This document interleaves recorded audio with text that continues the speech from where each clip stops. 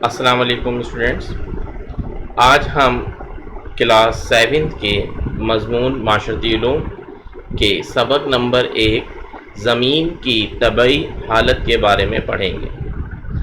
طبعی حالت سے مراد کیا ہے کہ اگر زمین کو ہم کھودنا شروع کر دیں، اس کی ڈگنگ سٹارٹ کر دیں، تو زمین کے اندر سے کچھ ہمیں لیئرز نکلنا شروع ہو جاتی ہیں، یعنی مختلف قسم کے مٹی، مختلف قسم کی سوائل جو ہے وہ باہر آنا شروع ہو جاتی ہے۔ اس کے بارے میں اسٹڈی کرنا، اس سے مراد ہے زمین کی طبعی حالت کے بارے میں پڑھنا ہے۔ تو آئیے اسٹڈی کرتے ہیں۔ نمبر 1، زمین کی اندرونی ساخت کیا ہے؟ دیکھیں، دیکھنے میں تو زمین کی شکل فٹ بال کی طرح گول ہے، اور زمین کا قطر یعنی اس کا ریڈیس 12,756 کلومیٹر ہے۔ 12,756 کلومیٹر کا قطر ہونا یعنی بہت بڑا والیوم ہے زمین کا۔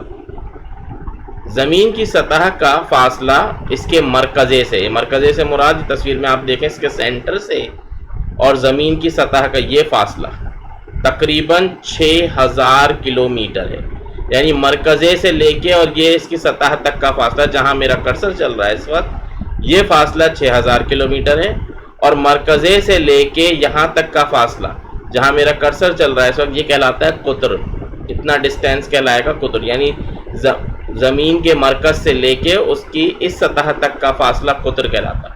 تو یہ فاصلہ ہے 12,756 کلومیٹر، 12,756 کلومیٹر، 12,756 کلومیٹر، جبکہ زمین کی اس سطح سے یہ فاصلہ مرکزے تک کا فاصلہ 6,000 کلومیٹر ہے۔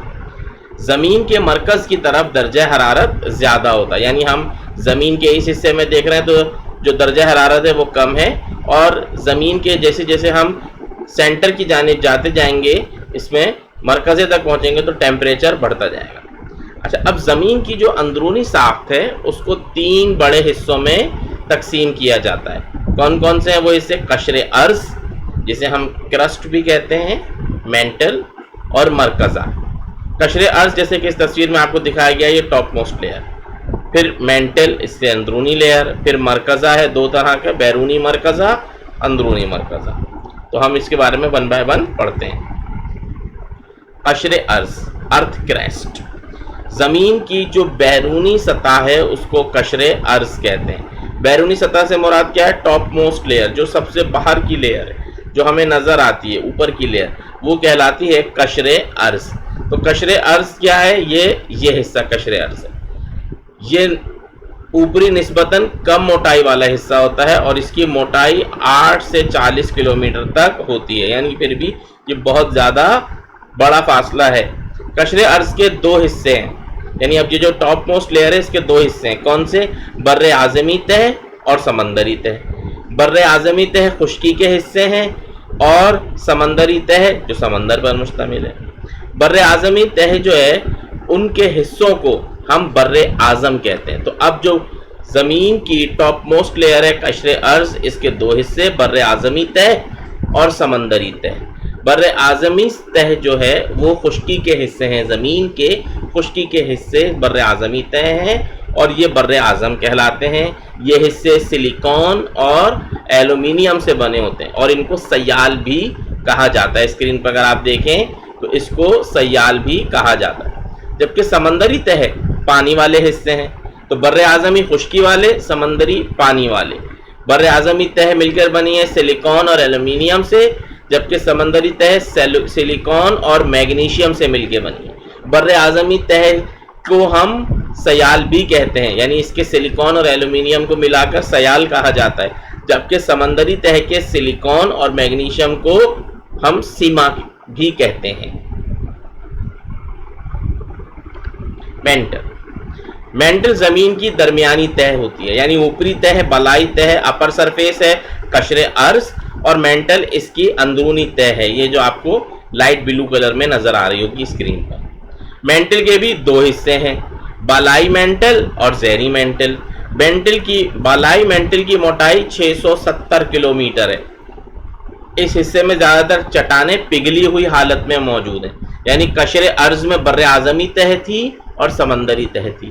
مینٹل اب دو طرح کے، بالائی مینٹل اور زیری مینٹل۔ بالائی مینٹل میں چٹانیں ہیں پگھلی ہوئی، اور زیری مینٹل میں سخت اور ٹھوس ہیں۔ اس کی موٹائی 2230 کلومیٹر ہے۔ بالائی مینٹل لوہے، سلیکون اور میگنیشیم سے مل کر بنتا ہے۔ اب ہے مرکزہ۔ تو دیکھیں مرکزہ زمین کا اندرونی حصہ ہے، یہ زیری مینٹل کے نیچے ہوتا ہے۔ مرکزے کے بھی دو حصے ہوتے ہیں، جیسے کہ آپ نے پریویس اسکرین پر دیکھا۔ آئیے چلتے ہیں ہم پریویس اسکرین پر، کہ اس کے بھی دو حصے ہیں۔ ایک یہ حصہ جہاں اس وقت میرا کرسر موجود ہے، بیرونی مرکزہ، اور ایک یہ حصہ جہاں اس وقت میرا کرسر موجود ہے، اندرونی مرکزہ۔ تو اس کے بھی دو حصے ہیں، ایک ہے بیرونی مرکزہ اور ایک ہے اندرونی مرکزہ۔ بیرونی مرکزہ مایا کی صورت میں ہوتا ہے، اس کی موٹائی 2250 کلومیٹر ہے، اور یہ حصہ بھی پگھلی ہوئی چٹانوں سے بنا ہے۔ جبکہ اندرونی مرکزہ نکل اور لوہے کی دھاتوں پر مشتمل ہوتا ہے، اس کی موٹائی 1220 کلومیٹر ہے۔ تو اسٹوڈنٹس آپ دیکھ رہے ہوں گے کہ زمین جو ہے وہ بیسیکلی چٹانوں سے، لوہے سے، نکل سے، ایلومینیم سے، میگنیشیم سے، سلیکون سے، یعنی مختلف قسم کے ایلیمنٹ سے مل کر بنی ہے۔ اب زمین کی پلیٹیں ہیں۔ دیکھیں سب سے پہلے ہم نے پڑھا تھا کہ جو قشر ارض ہے، جو ٹاپ موسٹ لیئر ہے، اس کے دو حصے تھے، ایک سمندر، ایک یوں کہہ لیں بر اعظمی تہہ تھی جس میں خشکی کے حصے تھے، اور اس کے ہر حصے کو بر اعظم کہتے ہیں۔ تو دیکھیں، اور دوسری کون سی تھی؟ سمندری تہہ تھی۔ اب سمندری جو بر اعظمی تہہ ہے، اس میں بر اعظم شروع میں پہلے ایک ہی تھا، ابھی تو 7 ہو گئے لیکن پہلے ایک ہی تھا، اور اس کا نام کیا تھا؟ پنجیا۔ بعد میں بر اعظمی حرکات کے باعث یہ بڑا بر اعظم 7 چھوٹے بر اعظموں میں تقسیم ہو گیا۔ جغرافیہ دان زمین کی بیرونی ساخت کے لیے درج ذیل دو اصطلاحات استعمال کرتے ہیں: litho sphere, استھینو sphere. Litho sphere زمین کی بالائی تہہ اور مینٹل کے اوپری حصے پر مشتمل ہے، جس کو ہم کریسٹ کا نام دے رہے ہیں۔ اس حصے کو 7 بڑے متحرک حصوں میں تقسیم کیا گیا، یعنی کریسٹ کو 7 بڑے حصوں میں تقسیم کر دیا گیا ہے، جس کو اب لیتھو اسفیئر کا نام دیتے ہیں۔ پہلے یہ قشر ارض کہلاتا تھا، اب اس کو جغرافیہ دان جو ہیں، یعنی جو اس کی اسٹڈی کرنے والے سائنٹسٹ ہیں، وہ اس کو لیتھو اسفیئر کہتے ہیں۔ اور لیتھو اسفیئر جو ہے، اس کے جو 7 حصے ہیں اس کو پلیٹیں کہا جاتا ہے۔ لیتھو اسفیئر کے نیچے چٹانوں کی نرم تہہ ہوتی ہے، اس کو کیا نام دیتے ہیں؟ استھینو اسفیئر کا۔ تو استھینو اسفیئر نرم تہہ ہے، اور اس کے اوپر بالائی تہہ موجود ہے زمین کے اوپر، یہ کہلاتی ہے لیتھو اسفیئر۔ اب دیکھیں زمین کی یعنی قشر ارض کی بڑی پلیٹس کون کون سی ہیں؟ بحر الکاہل کی پلیٹ، شمالی افریقہ کی پلیٹ، جنوبی امریکہ کی plate, European plate, African plate, Australian plate, Antarctica plate. یہ کیا ہے؟ قشر ارض کے بڑے بڑے حصے ہیں، جن کو پلیٹس کا نام دیا جاتا ہے۔ فالٹس، زمین میں موجود بڑے شگافوں یا دراڑوں کو فالٹ کہتے ہیں، یعنی مختلف پلیٹس موجود ہیں۔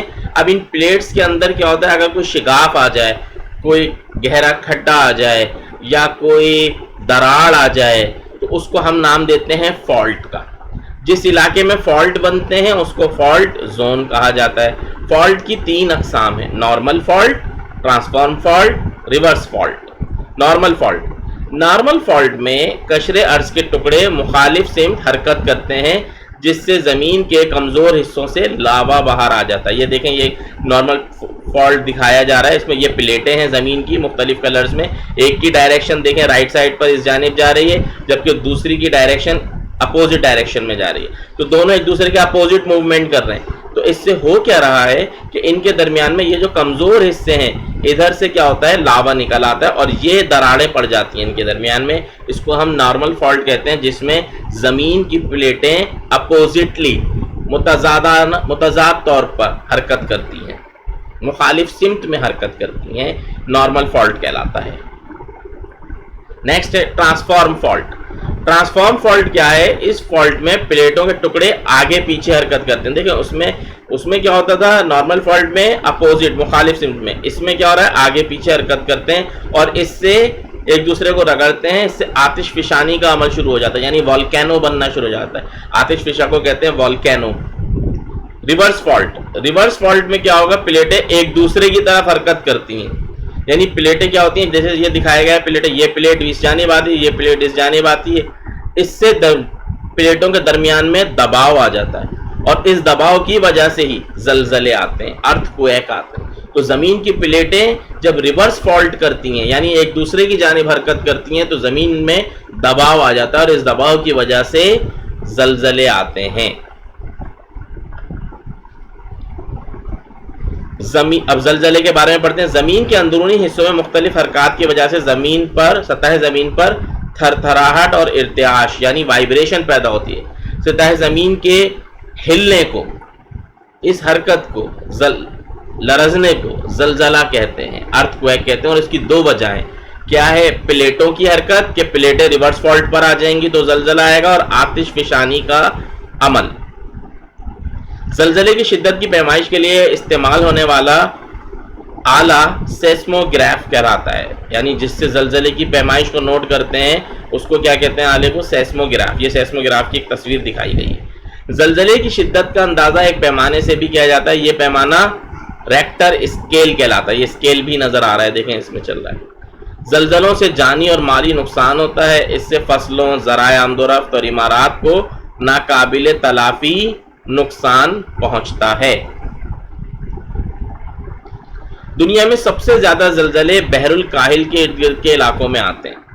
بحر الکاہل کے ساحلی علاقوں میں، یعنی بحر الکاہل کے جو سمندری علاقے میں، مشرقی علاقے کے جزائر آتش فشانی عمل سے بنے ہیں. یعنی وہاں کے جو جزیرے ہیں وہ آتش فشاں کے عمل سے بنے ہیں. اس علاقے کو آتش دائرہ بھی کہا جاتا ہے. سب سے زیادہ آتش فشانی کا عمل ہوتا ہے. تو اب زلزلہ آنے کی دو وجوہات ہیں: پلیٹوں کا حرکت کرنا، زمین کی پلیٹوں کا حرکت کرنا، اور آتش فشانی کا عمل. دنیا میں زلزلوں کا دوسرا بڑا مرکز، سب سے زیادہ بحر الکاہل میں آتے ہیں. دوسرا بڑا مرکز ٹرانس یوریشین فالٹ ہے. اس میں آسٹریلین پلیٹ، یورپین پلیٹ اور بحر الکاہل کی پلیٹ کا درمیانی حصہ شامل ہے. پاکستان کا شمالی اور وسطی مغربی حصہ بھی اس مرکز میں آتا ہے. آتش فشاں کا تیسرا اہم مرکز سمندروں کا درمیانی علاقہ، یعنی سمندر کے اندر بھی آتش فشاں چل رہے ہیں. یہ بحر اوقیانوس اور بحر ہند کے درمیان موجود ہے. یہ پہاڑی علاقہ آتش فشانی کے عمل سے وجود میں آیا ہے. تو پہاڑی علاقہ، پہاڑ جو بن رہے ہیں، مختلف قسم کی چٹانیں بن جاتی ہیں، وہ آتش فشانی کے عمل سے وجود میں آتی ہیں. آتش فشانی کا عمل ہے کیا؟ جیسے دیکھیں اس تصویر میں بھی دکھایا گیا ہے. آئیے پڑھتے ہیں پہلے. گرم سیال مادے میگما. سیال مادہ کون سا ہے؟ جو کہ قشر ارض کا مادہ تھا، وہ گرم ہوتا ہے. میگما کا اس کو نام دیا جاتا ہے. یہ دیکھیں میگما نظر آ رہا ہے. کا سطح زمین سے، یہ سطح زمین ہے، یہ سطح زمین دکھائی گئی ہے کرسر پہ. اگر آپ دیکھیں زمین کی سطح ہے، اس سے یہ میگما کا باہر آنا آتش فشانی عمل کہلاتا ہے، والکنائزیشن کہلاتا ہے. اس عمل میں زمین کے اندر سے آتشی مادہ سطح زمین پر آ جاتا ہے. اس عمل میں مختلف گیس، آتشی مادہ سے مراد کیا ہے؟ آگ چلنے والا مادہ، آگ پیدا کرنے والا مادہ، جو آگ ہو اس کو کہتے ہیں آتشی مادہ. اس عمل میں مختلف گیسیں اور چٹانی مادے شامل ہوتے ہیں. دنیا کے تقریباً 70% آتش فشاں سمندروں میں، یعنی سمندروں کے اندر آتش فشاں آتے ہیں. آتش فشانی عمل سے آتش فشاں پہاڑ وجود میں آتے ہیں. آتش فشاں پہاڑوں سے خارج ہونے والے مادے، یعنی جیسے یہ میگما وغیرہ، لاوا، ارد گرد کے علاقوں کی انسانی اور نباتاتی زندگی کو متاثر کرتے ہیں. کیونکہ یہ لاوا اور یہ سب بہت زیادہ گرم ہوتے ہیں، بہت ٹیمپریچر ہوتا ہے ان کا، تو انسانی زندگی اور نباتاتی زندگی اور حیوانی زندگیاں جتنی بھی ہیں وہ تباہ ہو جاتی ہیں. آتش فشاں پہاڑ ماحولیاتی آلودگی کا سبب بنتے ہیں. یعنی اب آتش فشاں نکلتا ہے، اتنا گرم ہوتا ہے، اس میں سے دھواں نکلتا ہے، ایندھن نکلتا ہے، ناخالص اجزاء نکلتے ہیں جو آلودگی پیدا کرتے ہیں. تو یہ سب سے بڑا آلودگی پھیلانے کا ذریعہ کیا ہے؟ آتش فشاں پہاڑ اس کا سبب ہے. آتش فشانی عمل کے دوران مختلف گیسوں اور مادوں کے دباؤ کی وجہ سے آتش فشاں پہاڑ زوردار دھماکوں سے پھٹ جاتے ہیں، جن کے نتیجے میں شدید زلزلے آتے ہیں. تو آتش فشانی کی وجہ سے جب یہ پھٹتے ہیں تو زلزلے آ جاتے ہیں اور بڑے پیمانے پر جانی اور مالی نقصان کا سبب بنتے ہیں. اب آتش فشاں کی 3 اقسام ہیں.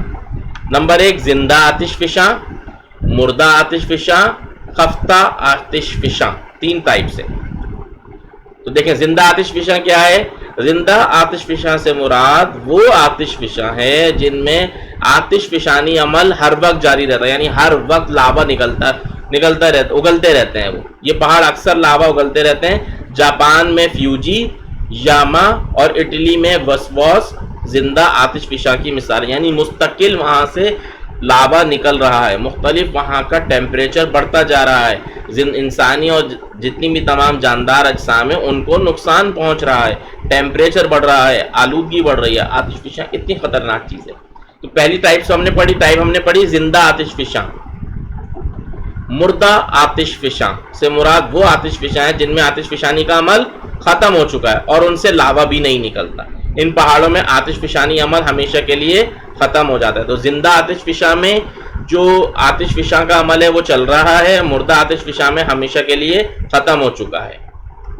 تیسری اور آخری ٹائپ ہے خفتہ آتش فشاں.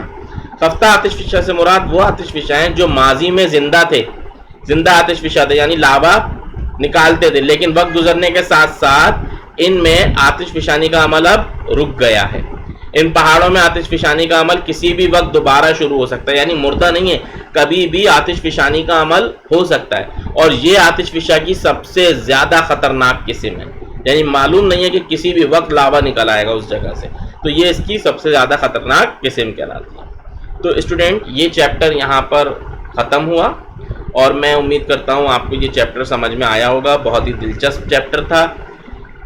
اگر اس چیپٹر کے سمجھنے میں آپ کو کوئی بھی دشواری ہے تو آپ ہم سے ہمارے واٹس ایپ نمبر پر جو کہ اسکرین پر نظر آ رہا ہے رابطہ کر سکتے ہیں. السلام علیکم ورحمۃ اللہ.